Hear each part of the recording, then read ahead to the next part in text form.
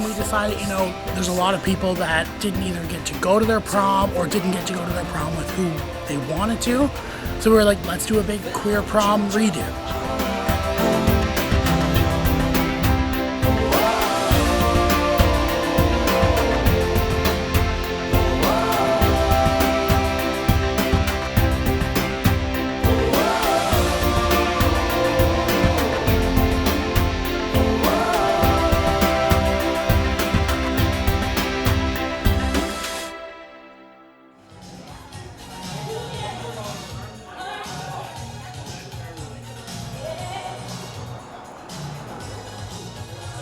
I am a drag queen or a female impersonator, but my everyday to-day life, I am male.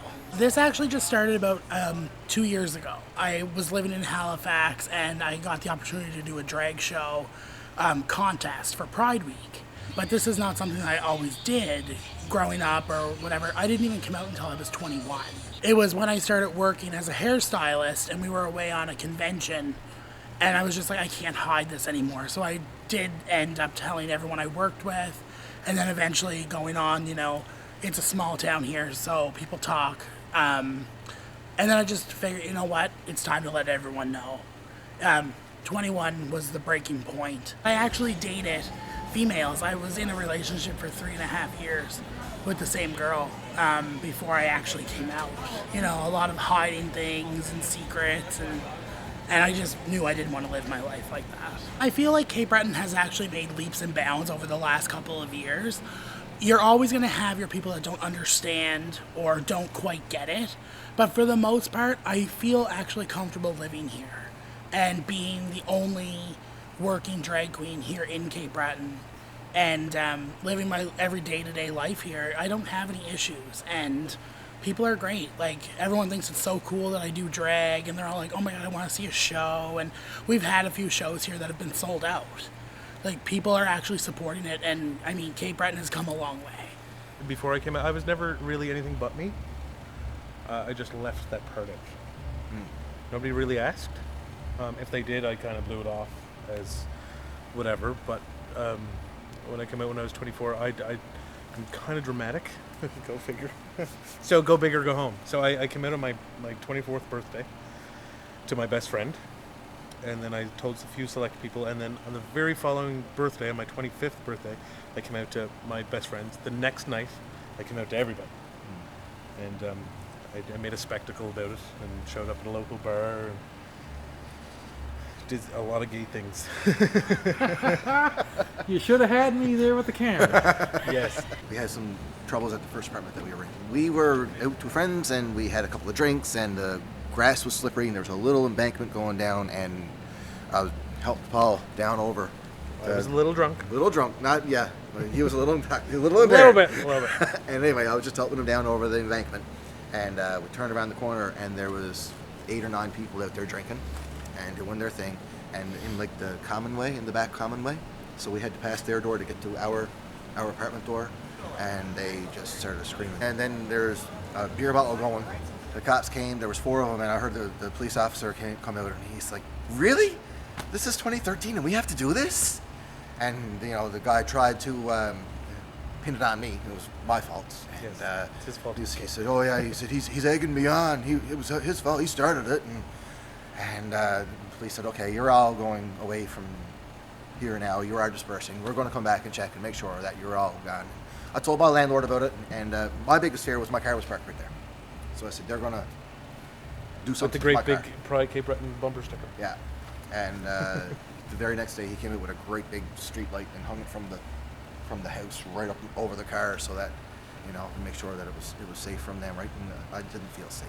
My favorite quote from the quasi-homophobic straight person. I don't mind that you're gay, just don't rub it in my face. Yeah. Because we haven't had your heterosexuality rubbed in our face for the last 2,000 years. So, I actually had a guy say that to me. He's like, and as soon as he said it, he kind of stopped and thought about what he said. He was like, and I was like, hang on now. So I said, if my partner was here and we were going on and you kissed your wife goodbye because she's gone on to another event with the kids and you're coming down here swimming with another child, and you kissed her goodbye and went on your way. And I said, if my partner was here And he went on and did something with my oldest, and I came down here swimming with my youngest, and I give him a kiss. Is that rubbing it in your face? I don't understand. How is it rubbing it in your face? Oh, I'm gonna And he rub was it like, in their face. oh yeah, I never even. I love you. I love you too. Best man on the planet. Yes, I am. Right here. For me, it was a weight off my shoulders, and I told my mom and dad. It was great. It went over very well.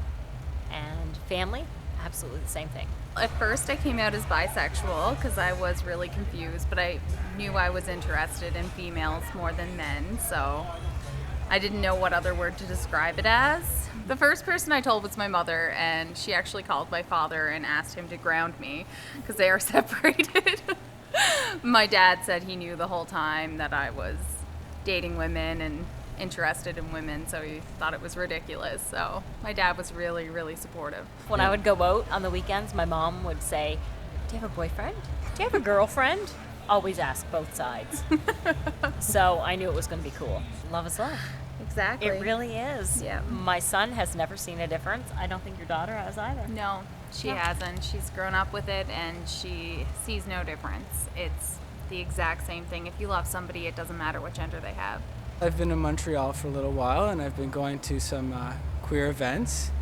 And I just recognize that when we go to these spaces, they provide a place for people that feel kind of outside of things to kind of just feel free with each other and be able to express themselves without judgment. And I notice that when I go to big cities, it's easy to kind of slip into these things and, oh, it's so great, it's another city, they're so progressive. But it's particularly impactful when you come home to a place like Cape Breton and you see that people are making an effort to make this kind of things available and seeing it grow in the community. You know, sometimes the hardest times I had were in Cape Breton when I was young, being bullied and stuff. And I left, but part of accepting yourself is accepting where you come from and feeling supported by the people around you when you were growing up. So this is exactly what I'm looking for, and it's quite touching. It takes time to get comfortable with yourself because you face some adversity when you're young and stuff, but I think that love is across the board, and you have to just listen to yourself, and that's the most important part. If you're loving a man or if you're loving a woman, it doesn't matter. It's just like you have to just listen to what the voice is telling you inside. In my high school, it was probably 2 years before I graduated that people still weren't allowed to bring their same-sex partners, which I thought was ridiculous. At the time, I wasn't out. I'm queer. I identify as queer, so I'm attracted to people for who they are, kind of thing. I don't really know how to explain it, but kind of like bi or pansexual, but queer. Queer fits for me. Anyway, so I actually went with a guy, and I had a great time, but the do-over is awesome because I get to dress the way I want. That's more important for me, is the way I get to dress now. Is because this is what makes me comfortable right now, and I have my best friend with me, and that's what's awesome. We've been friends for over 10 years, and just to have her support is amazing. I got your back. Okay. So I take it that are you two in a relationship? Or? No, actually. Lauren is dating one of my best friends. Okay. Yeah. That's cool. So it's just we're here, and she's here to support me, which is awesome. I just had some comments from people just saying that I was messed up, that there was something wrong with me, and I was just like, no, I'm not going to take this. I've dealt with bullying my whole life, so I mean, it's something that I've just been like, I'm passionate about something, so I'll stand up for it, and I'm passionate about LGBT rights, so I'll stand up for myself and I'll stand up for others. I recently posted something on Humans of Get Real. I just said, like, I'm queer, I'm non-binary, I'm genderqueer, this is who I am, I'm coming out in my community and I can be myself. And it was awesome because I had no negative feedback at all. I had people sending me text messages, I had people sending me videos, telling me like how proud they were of me and stuff like that, and it was just awesome. It's awesome to see that in your community, especially because I was so concerned with all those negative things. And mostly I think it's due to education. If people aren't educated on it, then they'll say, oh, that's so gay, because they don't know. Love doesn't have a basis on gender or sex or sexual orientation. It's all on how you feel and who you see yourself with. And I mean, when you think about really horrible problems in the world, why is same-sex marriage have to be one of them? I mean, there are people who are homeless. There are people who are dealing with mental illness. There are people who are starving. So why don't we just let people love who they want to love? She talks about bullying. I was a bully to her as a child. And now she's my best friend. I'm glad that we're past it because you are my very best friend, but like if I could go back, I definitely wouldn't have been so mean to you. For people that bully, it's you feel so bad about yourself that to put down somebody else, it makes you feel like you're better than them. And so you get to feel a little bit better about yourself. I had just moved from Ontario, so I didn't have a lot of friends, and the teacher that was our teacher at that point made me sit with Elizabeth because she was a really awesome person. I guess she thought that she could show me the ropes or whatever. So I don't know, I guess I felt alone because I didn't have any friends yet, and Elizabeth was forced to be with me, so I guess I figured I'd bully her, but I guess it all turned out for the best at the end. We're best friends now. Before then, so The I was first kind person that ever came out to me, I think I was in junior high, and it was really the first time that I realized that people that I hung out with were not just straight. And I think I reacted pretty good because I never judged about that. I know I was a bully, but sexuality never bothered me. But then I went to Holy Angels, and there was a lot of people with a lot of different sexualities, so I got to meet a lot of cool people. So by the time Elizabeth realized who she was, I was totally okay with everything. I mean, it probably took me a lot longer than some people. I dealt with a lot of I dealt with a lot of negativity. Your journey was a lot longer than some, I must say. Yeah, for sure. Yeah, I dealt with a lot of different things from different people. So usually when I say I'm attracted to people, or if it ends up being, if I say I'm bi, people are like, oh, so you want to have orgies, or oh, so you want to have a threesome. That age-old stereotype. I know. And just, it's every time well, not every time, but a lot of the time I would say it, and people would be like, oh, so you're attracted to everyone. And it's like, no. Actually, the people that I've been attracted to, it's been very few and far between. Yeah, and that's okay. I grew up in a very conservative Christian household, and so I was led to believe that feelings for the opposite sex were very bad. Ever since, when you grow into puberty and you start to develop feelings for the same sex, opposite sex, whatever, I realized that I had feelings for both. But where I grew up in a very conservative household, I learned to suppress those feelings for the same sex. And when I turned 19, exactly to the day, I acknowledged that I, in fact, had feelings for both. And that was very problematic for me because of my religion. And ever since I've grappled with those feelings, from what I've read online, the bisexual community is very misunderstood, even within the LGBTQT community. Even bisexuals are kind of looked down upon in that community. So I've been reluctant to come out, and even being here has made me slightly uncomfortable. Bisexuals were looked at as, it's almost a phase. People don't understand it. And it probably has to do with the fact that, with whatever orientation it is that you are attracted to, they can't understand being attracted to both. I don't know. But whatever it is, I feel extremely uncomfortable coming out as bi, because I feel like I'm just going to be looked at as just another girl experimenting. And I'm not just another girl experimenting. I know. I like both boys and girls. It's just the way it is.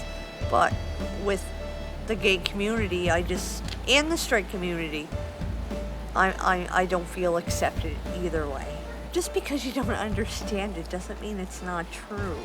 Like with my fiance, I love him with every fiber of my being. I do. But you know what? I love my best friend. I care for her just as much. Why do people need to differentiate between same-sex love and between opposite sexes? I mean, why do we need that difference? Why? I mean, if I were to love a woman and want to marry a woman, what does that have to do with anybody else's life? It has nothing to do with anybody else's life. It does not diminish your marriage with your husband and wife. It doesn't. Marriage at the end of the day is a contractual agreement. So what does it matter if two men and two women want to marry? It has nothing to do with you. It does not diminish the love that you and your husband or you and your wife have with each other. It does not matter. This is about equality. I don't understand why this is still an issue. Why are people so focused on preventing other people from being happy? Religion tells us that homosexuality is wrong. You are not supposed to feel these things. And if you do feel these things, you are evil. And that's not right. It's not true. It's not true.